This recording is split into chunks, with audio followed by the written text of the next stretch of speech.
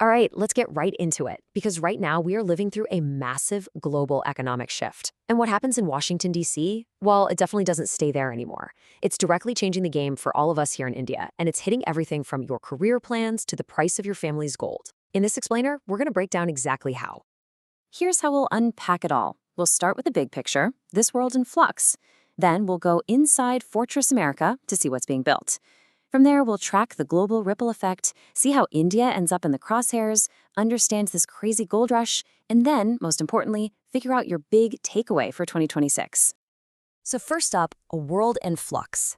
You've probably heard of the butterfly effect, right? It's this idea that a butterfly flapping its wings in one part of the world can cause a hurricane on the other side. Well, when it comes to the global economy today, that's not just some cool theory. It's our reality.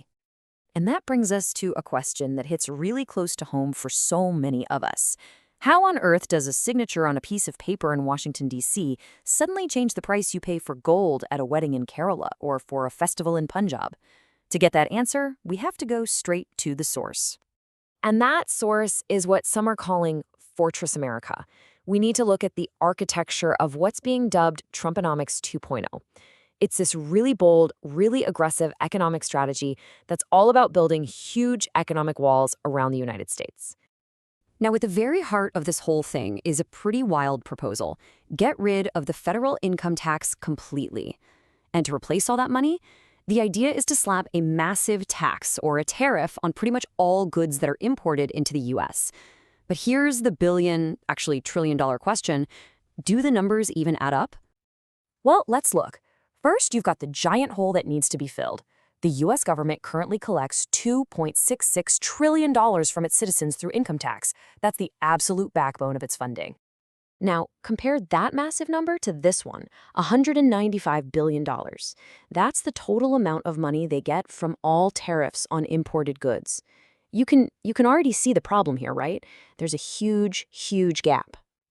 And this chart just makes it crystal clear. I mean, look at the difference in scale. To make that tiny tariff bar even touch the income tax bar, you'd have to jack up tariffs so high that global trade would just stop.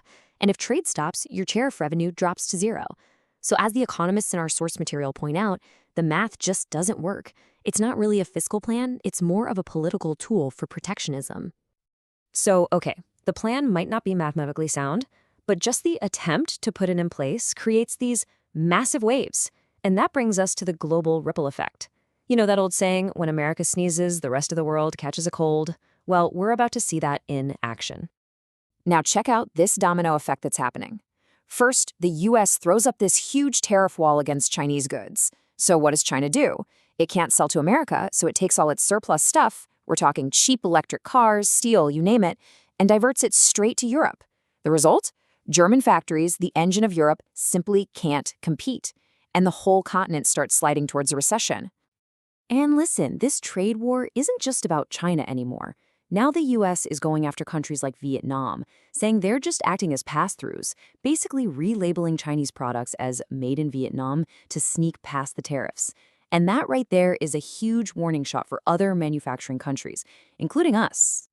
And this is exactly where the story comes home.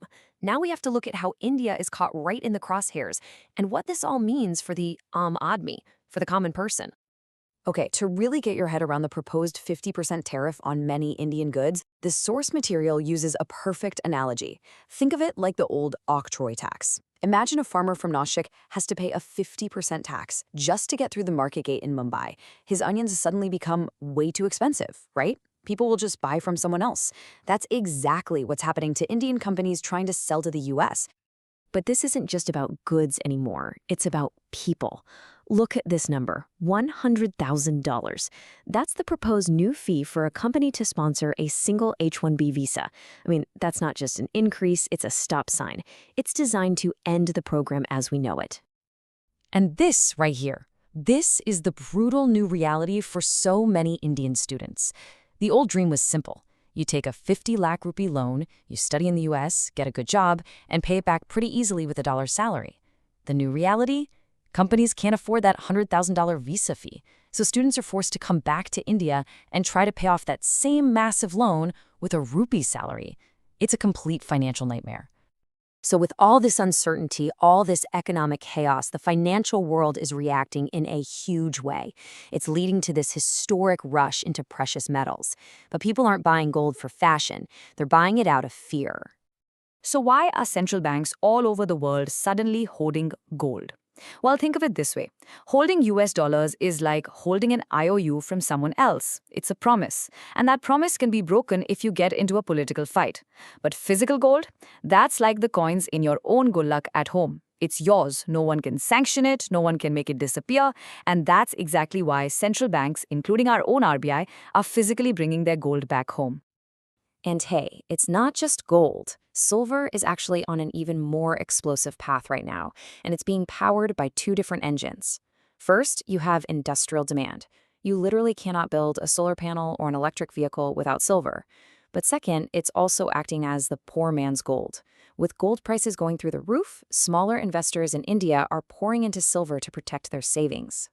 So after all that, what's the bottom line? What's the key takeaway for you and me as we try to navigate this completely new economic world heading into 2026?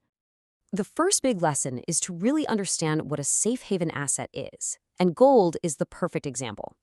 It's like an umbrella. You know, on a sunny day, it feels kind of useless, maybe a little boring, but when that economic storm hits, with trade wars and instability, it's the one thing you'll be glad you have to keep your savings safe and dry. And that brings us to the new mindset we all need to have. The era of easy globalization, the one we all grew up in, it's ending. So for countries and for individuals, self-reliance, or Atmanirbhar, is quickly shifting from just a political slogan into an essential survival strategy. And so, we'll leave you with this final thought. Right now, the world seems obsessed with building economic walls.